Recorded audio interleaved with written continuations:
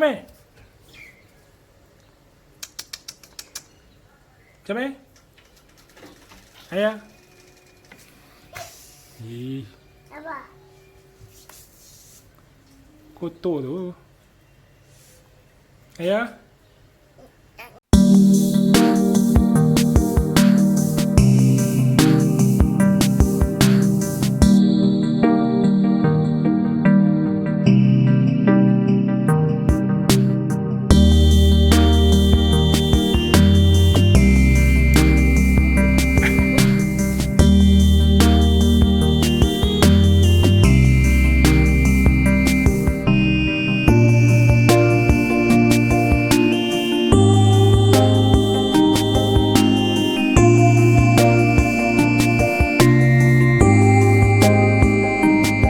Hello guys, apa khabar? Assalamualaikum. Hari ini hari ketiga kita berada dalam situasi perintah larangan uh, larangan keluar. Jadi ni hari ketiga, jadi macam saya terpaksa duduk di rumah sepanjang hari ini, tidak buat apa-apa kecuali buat kerja-kerja berkaitan dengan kerja-kerja akademik saya. Dan banyak lebih spend juga masa dengan family di sini. Saya pun kalau lihat situ baru selesai berkebun sedikit lah, siram rumput di luar rumah. Dan hari ini rasa agak malas juga untuk lakukan apa-apa aktiviti lah kan. Dan kalau kita lihat dalam news tadi pun, kerajaan akan ambil pendekatan yang agak tegas kali ini, ya. Mula hari Ahad ni pihak tentera akan mula juga terlibat sama dalam usaha untuk mengawal keadaan di dalam negara. Kita belum sampai lagi tempoh kecemasan ataupun emergency, tapi pihak tentera akan membantu polis lah untuk kuatkuasakan larangan keluar ataupun larangan pergerakan lah rakyat Malaysia supaya semua kekal duduk di rumah, hanya keluar apabila perlu saja untuk beli barangan-barangan keperluan dan sebagainya. Jadi saya pun tidak buat apa-apa ini kan. Cuma saya cubalah untuk melihat apakah suasana COVID-19 ini dari segi politik dan ekonomi Malaysia. Dari segi politik saya rasa kita telah melalui satu proses krisis politik baru ini dan ada penyelesaiannya. Dan kerajaan pun baru dilantik kan. Jadi saya rasa kerajaan akan berfungsi secara tegas kali ini. Maksudnya mereka akan melaksanakan proses pentadbiran kerajaan seperti biasa dan memastikan bahawa semua rakyat Malaysia patuh kepada arahan yang ditetapkan oleh kerajaan lah untuk menghadapi krisis. Satu lagi, krisis kesihatan yang sebenarnya kita hadapi melalui sebaran COVID-19 ini, wabak COVID-19 ini. Jadi kepada rakyat Malaysia, saya rasa semua harus patuh dengan arahan tersebut, kekal di rumah, duduk di rumah dan melakukan aktiviti-aktiviti yang termampulah kita untuk di rumah ini. Jadi dari segi politik, saya rasa politik akan berjalan seperti biasa dan saya rasa polemik politik pun akan berkurangan sedikit pada tempoh ini, walaupun adalah isu-isu politik juga dibangkitkan kan. Sekali-sekala dalam media sosial sebagainya, dan tindakan politik pun nampaknya ada juga dilakukan oleh parti-parti politik. Tapi saya rasa kesemuanya pihak cuba tidak mengambil kesempatan lah di sebalik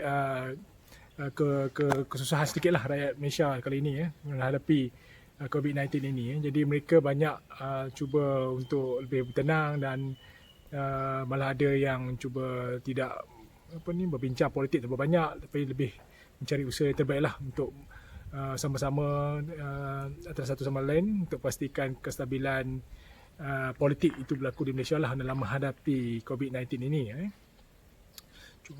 Perkara yang sama juga saya nampak di politik dunia pun begitu juga kan. Malah Donald Trump pun juga di Amerika mula bereaksi lah secara aktif kan untuk menghadapi COVID-19 ini di Amerika Syarikat, dan seluruh negara dunia sekarang ini cuba menyelesaikan isu ini. Jadi menjadi isu tumpuan utama untuk diselesaikan lah kan. Dan dari segi ekonomi, bagaimana ekonomi kita, mereka bertahan atau tidak kan.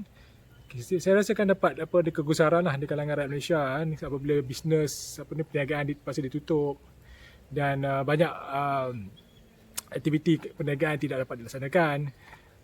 Walaupun adalah seperti mana kita lihat pasaran saham masih berjalan, dan kalau ikut hari ini adalah peningkatan dari segi pasaran saham tersebut. Kesan daripada reaksi daripada pasaran global juga yang bereaksi positif lah terhadap rangsangan ekonomi yang diperkenalkan oleh beberapa negara, dan juga perubahan undang-undang lah yang cuba untuk memastikan bahawa rakyat terbela dan terjamin lah. Jadi kesan itu beri kesan kepada juga pasaran saham di Malaysia lah. Jadi cuma ada kebimbangan jugalah apabila melihat pasaran minyak. Kadar minyak dunia juga menurun agak teruk. Dan ini saya rasa penurunan yang terbesar. Ada yang dikatakan terburuk dalam 18 tahun dari segi pasaran minyak global. Yang mana kita tahu dalam tak sampai mungkin 2 minggu yang lalu dekat 70 lebih pada 70 US dollar per tong, set tong. Sekarang ni telah jatuh kepada bawah daripada 30 US dollar per tong. Jadi bayangkan jatuh penurunan yang agak mendadak lah dari segi pasaran minyak global. Dan ia memberi kesan kepada ekonomi Malaysia sebenarnya, sebab ekonomi Malaysia banyak juga bergantung kepada pasaran minyak global. Jadi saya rasa dalam konteks ini kemungkinanlah kerajaan sedang memikirkan lah perkara yang harus dilakukan, ataupun ada rancangan ekonomi baru atau stimulus package yang baru akan diperkenalkan oleh kerajaan untuk menghadapi cabaran ekonomi Malaysia lah, khususnya selepas tempoh sekatan kawalan pergerakan ini dilaksanakan. Jadi dan berdasarkan perkara ini saya rasa semua rakyat Malaysia kena faham lah situasi Malaysia sekarang. Mereka harus patuhi apa arahan kerajaan sekarang untuk pastikan bahawa ekonomi Malaysia tidak berada dalam keadaan terkawal begini untuk tempoh yang panjang. Sebenarnya kita tahu apa yang berlaku di China lebih daripada sebulan kan. Lockdown tu dilaksanakan, dan diharapkan Malaysia tidak melalui proses tersebut lah, sebab ia boleh menjejaskan dari segi kehidupan dan juga ekonomi rakyat Malaysia kan. Dan walaupun impak politiknya mungkin tidak sekuat lah kepada pandangan ekonomi misalnya dan sosial lah.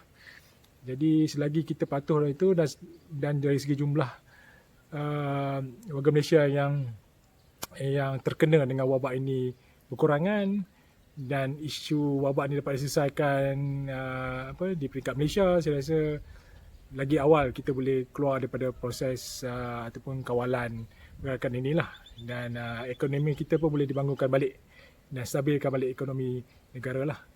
Jadi saya rasa untuk saya pula hari ini mungkin post yang ketiga lah dalam tempoh 3 hari kawalan pergerakan ini dilaksanakan. Dan saya pun frust sebab tak dapat nak jogging. Mungkin sekeliling rumah sajalah kalau nak jogging. Exercise seperti biasa. Tapi yang paling penting saya rasa saya akan teruslah keluarkan video-video mungkin kan berkenaan dengan perkara tertentu lah tentang isu semasa ataupun tentang hal-hal akademik, supaya saya tidak berasa bosan lah dalam tempoh 2 minggu ini tidak berinteraksi dengan warga maya membicarakan isu-isu semasa. Jadi terus ikuti video saya ini dan video-video yang akan datang. Jadi jangan lupa juga subscribe pada channel YouTube saya, dan kita akan jumpa lagi pada masa akan datang. Diharapkan rakyat Malaysia terus sihat sejahtera dan boleh melakukan ataupun kita boleh keluar dalam proses kawalan pergerakan ini secepat yang mungkin lah kan. Seawalnya dalam 2 minggu ni lah, dan diharapkan tidak ada lanjutan masa dikenakan. Jadi untuk itu saja, kita jumpa lagi di lain masa.